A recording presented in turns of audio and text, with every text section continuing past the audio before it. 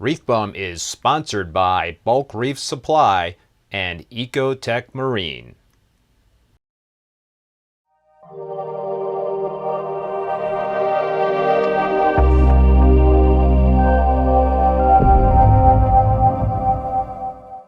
Hey everybody, and welcome back to another video. So I wanted to provide the latest update on the 187-gallon tank Reboot, but before we get into that, if you'd like to help support the channel and pick up some SPS frags, you can do so at reefbum.com. And with that, let's get into the video. Okay, so a couple of days ago, I started the process of swapping out the established Haitian live rock in this tank. And yeah, you know, I was definitely stressed out about it because I just did not know what to expect, and I wanted to take it really slow. So yeah, what you can see here is I think I probably swapped out about 40% of the rock, and this is the CaribSea Life Rock that I had cooking in my Rubbermaid tub. I don't know, it might have been cooking for about 5 months now. I have to go check my dates to see exactly how long it had been cooking. But yeah, I had pre-glued it and put the scape together and had it cooking in that Rubbermaid tub. So I just simply lifted out this one section and put it into this tank. Actually, it's two little sections. This piece in the front is detached, but it butts up nicely against the larger piece in the back. But yeah, so it's kind of like a half and half tank at this point. You know, you can see the island on the left-hand side is fully encrusted with corals, and that pretty much was the case with the island on the right-hand side, you know, that I was pulling out and breaking down a couple of days ago. It was not as hard as I thought in terms of getting the encrusted coral off of the rock.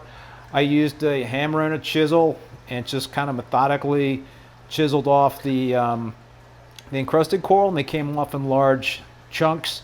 The thing that I was worried about, the thing I was really worried about, is I had pretty much in every corner of this tank, well, pretty much surrounding the tank, I had this calcified sand bed. So it was like hard as a rock. And you know, I was worried that I would not be able to get that calcified sand out of the tank. And in fact, I was prepared to just kind of like leave it alone and let it sit in the tank, because I was just worried about it being so difficult to get out. Somebody that I had talked to told me that they actually used a chisel on their calcified sand bed to get it out. And I didn't want to go that route. I didn't want to like take a hammer and chisel to the inside of the tank. I'm assuming they had drained out all the water. That just was not going to happen with me. So I wasn't going to really push the envelope in terms of removing that calcified sand. But what I did do was use a large plastic, a large piece of plastic, kind of like a large credit card, if you will. And I just really put it underneath where I could in terms of the sand to kind of, I don't know, just pry it up, I guess. And in a couple of instances, I was able to get to these points underneath the sand bed where I was able to pry up large chunks of it. And as you can see here, I removed super big sections of this sand bed, and I was just really very happy about that because it made my life a lot easier. I had encrusting coral on it. I had the tub Stiletta Montepore that was fully encrusted on the back of the tank and to the sand bed, the hardened sand bed. So just getting all that out in big chunks was a relief. And you know, my hope with the second phase of this project, and the second phase, I'm gonna let this kind of sit for a couple of weeks, because I did disturb a lot of the sand, you know, and the tank was super cloudy with detritus floating all around and other stuff floating around. And you know, again, that made me nervous because I really didn't want to upset the sand bed, but to get the calcified sand out of there was something I thought was worth taking the risk on.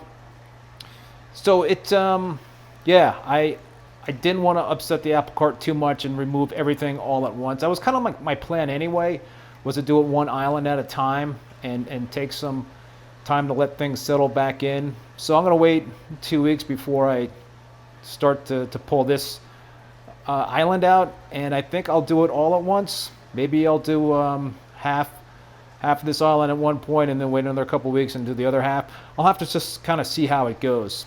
But yeah, right now I've got this Goniapora and Alveopora garden going on here. It looks pretty cool. I never realized how big these corals were. I also didn't realize, I mentioned this before, how many few fish I had now in this tank. So I did just add some green chromis. I've got some lyre-tail anthias that are coming in the next couple of weeks.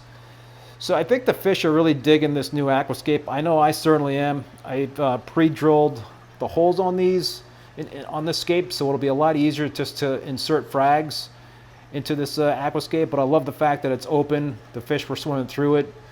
So I think it'll work out really well in the long run. But, you know, the other thing that happened, and this was expected, is that my alkalinity spiked, you know, a couple of days after I did this.